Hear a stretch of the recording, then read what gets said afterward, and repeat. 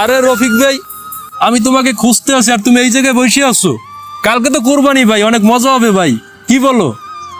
রফিক ভাই, কি হয়েছে ভাই, তোমার মুখে কোনো কথা নাই? কি বলবো ভাই, কালকে কোরবানি। আমারও তো ইচ্ছে করে স্ত্রী সন্তানকে নিয়ে মাংস খেতে, আনন্দ করতে, কিন্তু আমার তো সেই সামর্থ্য নাই ভাই। বাচ্চাদের কত আশা ভাই, আমি কোরবানি দেবো, ওরা মাংস খাবে, কিন্তু আমি কেমনে বোঝাবো ওদের বাবা গরিব। আমি চাইলেই পারবো না ওদের মুখে হাসি ফুটাতে, 2 টুকরো মাংস এনে ওদের খাওয়াতে পারবো না। আচ্ছা ভাই, ঠিক আছে, আমার একটু কাজ আছে, তাহলে আমি এখন উঠি ভাই। শোন বন্ধু, এবার কোরবানিতে না একটা ধামাকা দিয়ে দিয়েছি। কি ধামাকা? 5 লাখ টাকা দিয়ে এবার বাজারের সেরা গরুটা কিনেছি। আরে নয়ন ভাই, ভাই তোমরা কি নিয়ে কথা বলছো?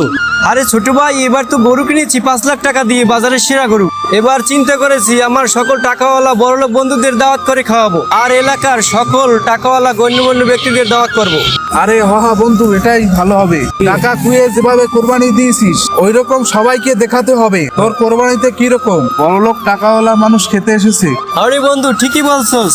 ভাই, তোমার বন্ধু রফিক ভাইকে দেখলাম মন খারাপ করে বসে আছে। জিজ্ঞেস করলাম কিসের কারণে মন খারাপ, বলছে কোরবানি দিতে পারে নাই, স্ত্রী সন্তানদের কিভাবে মাংস খাওয়াবে, তাই পারলে তার বাসায় একটু মাংস পৌঁছে দিও, তা না পারলে তার ফ্যামিলিটারে একটু দাওয়াত দিয়ে খাওয়াইও। আরে বাদ দাও, ও তো গরিব, ওরে দাওয়াত দিলে আমার ইজ্জত থাকবে না। ও আবার কোরবানির কি বোঝে? আমার মতো এত বড় গরু ও কি কোনোদিন কোরবানি দিতে পারবে? আমার কোরবানিতে কত টাকাওয়ালা ব্যক্তিরা খাইতে আসে। যাও মেয়া, কাজে যাও। একটা কথা বলি ভাই, শোনো, কোরবানি শুধু ধনী বন্ধুদের, টাকাওয়ালা বন্ধুদের মাংস খাওয়ানোর নাম না। কোরবানি হলো নিজের সুখ থেকে অন্যের মুখে হাসি ফোটানোর চেষ্টা।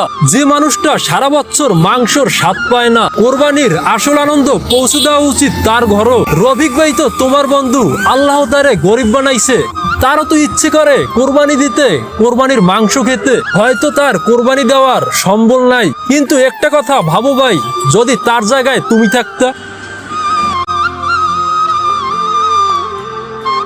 আসলে ঠিকই বলছে, ঘরে যদি তুই থাকতি।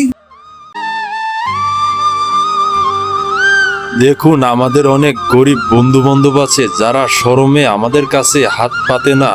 পারলে তাদের ঘরে কোরবানিতে একটু মাংস পৌঁছে দিয়েন বা তার ফ্যামিলিকে একটু দাওয়াত দিয়ে খাওয়াইয়েন।